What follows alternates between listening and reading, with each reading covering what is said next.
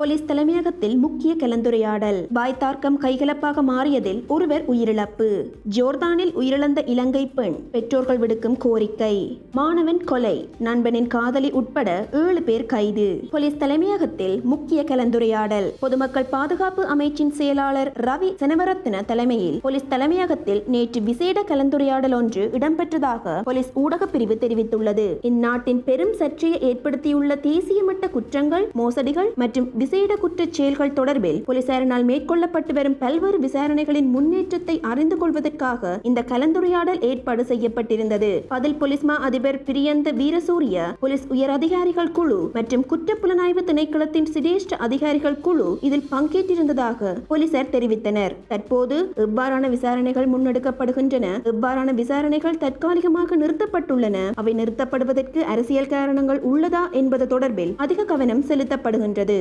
இதேவேளை அனாவசியமாக பிற்போடப்பட்ட விசாரணைகள் குறித்தும் புதிதாக ஆரம்பிக்கப்பட வேண்டிய விசாரணைகள் குறித்தும் விசேட கவனம் செலுத்தப்பட்டுள்ளது. விசாரணைகள் தாமதமானால் அது என்னவாக இருக்கும் என்பது குறித்தும் கலந்தாலோசித்ததாகவும் போலீசார் குறிப்பிட்டனர். பல முக்கிய விசாரணைகள் குறித்து கவனம் செலுத்தப்பட்டுள்ளதாகவும் கலந்துரையாடலில் ஆராயப்பட்ட விடயங்கள் தொடர்பான அறிக்கை தயாரிக்கப்பட்டு மேலதிக விசாரணைகள் மேற்கொள்ளப்படும் எனவும் போலீஸ் ஊடக பிரிவு மேலும் தெரிவித்துள்ளது. வாய்த்தர்க்கம் கைகலப்பாக மாறியதில் ஒருவர் உயிரிழப்பு. ரம்புக்கெனை கப்பல பிரதேசத்தில் உள்ள வீடொன்றில் மது அருந்திக் கொண்டிருந்த இருவருக்கு இடையில் ஏற்பட்ட வாய்த்தர்க்கம் பின்னர் கைகலப்பாக மாறியதில் ஒருவர் தாக்குதலுக்கு இலக்காகி உயிரிழந்துள்ளதாக போலீசார் தெரிவித்தனர். ஒருவர் மற்றைய நபரை கூறிய ஆயுதத்தினால் தாக்கியுள்ள நிலையில் தாக்குதலுக்கு இலக்கானவர் ஆபத்தான நிலையில் தளம்பெட்டிய வைத்தியசாலையில் அனுமதிக்கப்பட்ட போதிலும் உயிரிழந்துள்ளார். உயிரிழந்தவர் கொத்தவெல்ல பிரதேசத்தைச் சேர்ந்த 39 வயதுடையவர் என போலீசார் தெரிவித்தனர். மது அருந்திய போது ஏற்பட்ட வாய்த்தர்க்கத்தினால் இந்த கொலை இடம்பெற்றுள்ளதாக தற்போதைய விசாரணையில் தெரியவந்துள்ளதாக போலீசார் தெரிவித்தனர். கொலை சம்பவம் தொடர்பில் கப்பல கொட்டவெல்ல பிரதேசத்தைச் சேர்ந்த 33 வயதுடைய சந்தேக நபர் கைது செய்யப்பட்டுள்ளதோடு கொலைக்கு பயன்படுத்தப்பட்டதாக சந்தேகிக்கப்படும் கத்தியும் கைப்பற்றப்பட்டதாக போலீசார் குறிப்பிட்டனர். ஜோர்தானில் உயிரிழந்த இலங்கை பெண் பெற்றோர் விடுக்கும் கோரிக்கை. ஜோர்தானில் உள்ள ஆடை தொழிற்சாலை ஒன்றில் பணிபுரிந்த போது சுகவீனமடைந்து உயிரிழந்த மகளின் சடலத்தை விரைவில் இலங்கைக்கு கொண்டு வருமாறு பெற்றோர் கோரிக்கை விடுத்துள்ளனர். கொஸ்கொட வதுரவெல பிரதேசத்தில் வசிக்கும் பெற்றோர் உரிய அதிகாரிகளிடம் இது தொடர்பில் கோரிக்கை விடுத்துள்ளனர். ஜோர்தானில் உள்ள ஆடை தொழிற்சாலை ஒன்றில் பணிபுரிந்து வந்த 25 வயதான நதிஷானி திசநாயக்கவின் சடலத்தையே ஒப்படைக்குமாறு கோரிக்கை விடுக்கப்பட்டுள்ளது.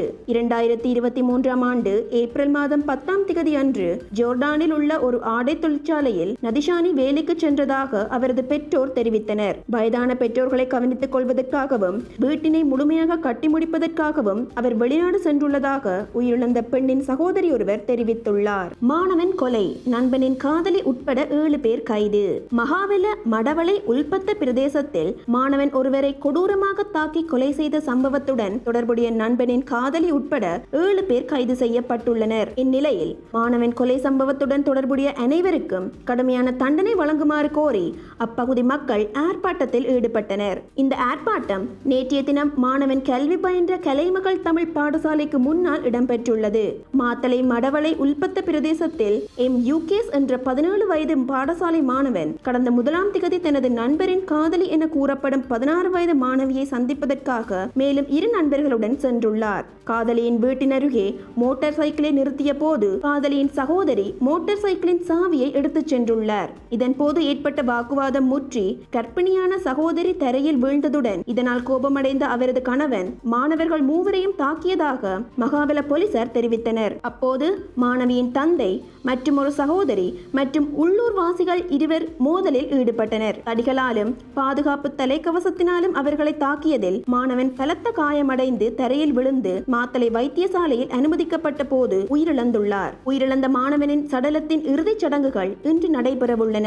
மற்றைய 2 நண்பர்கள் வைத்தியசாலையில் அனுமதிக்கப்பட்டுள்ளதுடன் 16 வயதுடைய மாணவி, அவரது தந்தை, 2 சகோதரிகள், ஒரு சகோதரியின் கணவன் மேலும் 2 தாக்குதல் தொடர்பில் கைது செய்யப்பட்டுள்ளதுடன் மேலதிக விசாரணைகள் முன்னெடுக்கப்பட்டு வருகின்றன.